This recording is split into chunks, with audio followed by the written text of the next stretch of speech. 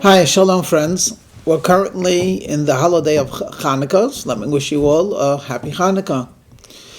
Every holiday is replete with customs and the origin of the customs. There are laws, there's philosophy, there's mysticism.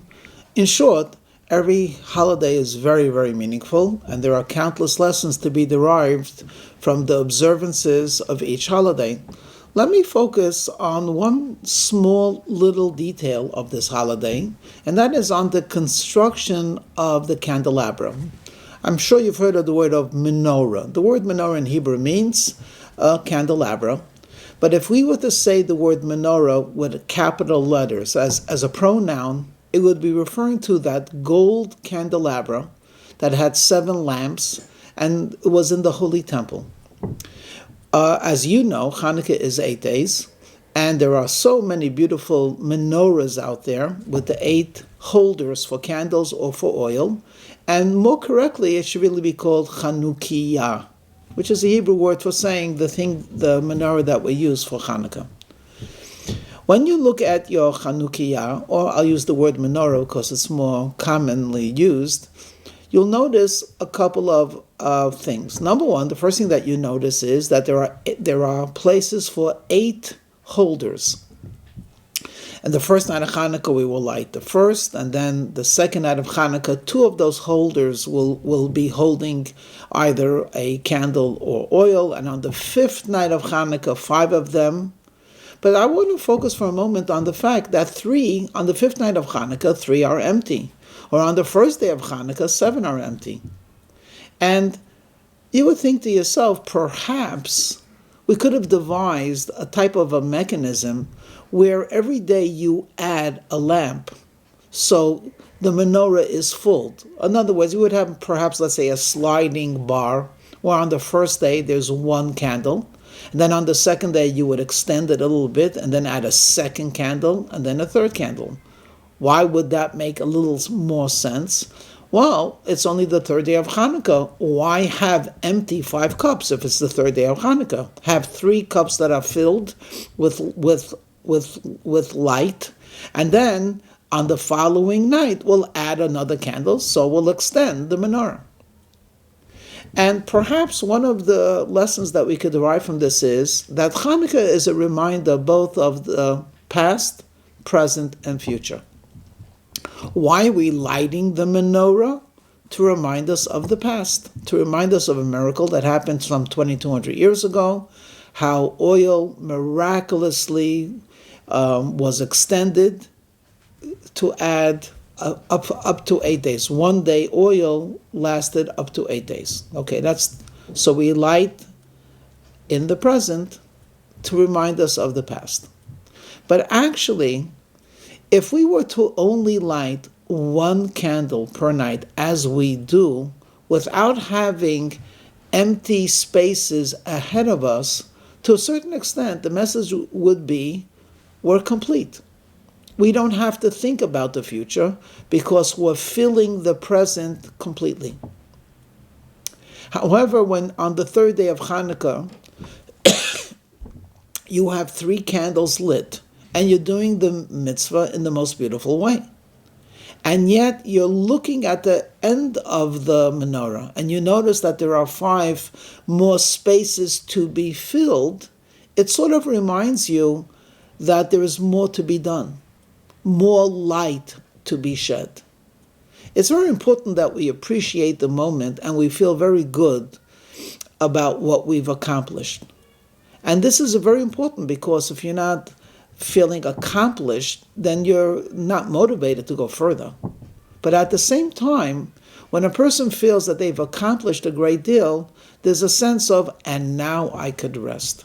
So if you brought a smile to a person, if you did a favor for a friend, if you studied another page of Talmud, you should feel good about it. Absolutely. You brought light to this world. You brought light to yourself.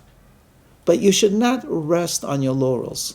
You should say to yourself, there are many more empty spaces to be filled. And there are much more places to where light can grow. Of course, You might ask then, why not have a menorah that has only 8? Why not have 100 or ridiculously just keep on going? The answer is the number 8 in itself symbolizes infinity. Because as we know, the 7 days of the week end and then starts again day number 1. In our tradition, the number 8 symbolizes the miraculous, the beyond, the transcendence. So when a person fills his life and the life of others with light, and does this not 7 days, completing a cycle of nature, but actually adds one beyond, that transcendence catapults him into a world where he'll never be completely satisfied with what he does, and he'll always be encouraged to do more. Which leads me to a second lesson. On this 8 candles, holding for 8 candles, most menorahs actually have 9 places. Now we know there are only 8 days of Hanukkah, so why are there 9 placement holders? And the answer is, well, it's the shamash, the service candle. After all, you need to light a candle to light a candle. So basically, you have a candle that's lit, and that lights the 8 candles, and then we don't blow it out. We actually leave it on the menorah. One reason given is that the lights of the Hanukkah are holy, so we add an additional light, which is mundane, just as a reminder that we should not use the 8 candles for personal benefit. But wonder of wonders, almost always the 9th candle, which is not even part of the commandment, it's just the service, the shamash candle, the 9th candle is higher than the other 8. Well, the most obvious reason for that is to make a distinction. There are 8 days which we're celebrating the menorah. Each day has 1 candle, and the 9th is merely a service candle. But perhaps we could read into that another lesson, and that is when you bring light to others, literally, you take a candle and you're going to kindle 8 candles for that. What happens then is, though you're not as important as those 8 candles, because you're not even the mitzvah, you're just serving the 8. But by helping others and being of service to others, you yourself become elevated. And therefore, paradoxically, the 9th candle, which is not even part of the 8 days of Hanukkah, actually stands higher. So now, let's review this very quickly. There are so many lessons to the holiday, but even the construction of the menorah itself is a lesson. Lesson number 1, when you're filling a place with light, be happy and satisfied, and anticipate that tomorrow there'll be other empty places to be filled. And a second lesson, when a person says to themselves, what about me? I'm helping everyone. When will I be helped? My friends, you are being helped. By helping others, you become higher, and you become holier, and you become greater. Shalom, and enjoy your Hanukkah.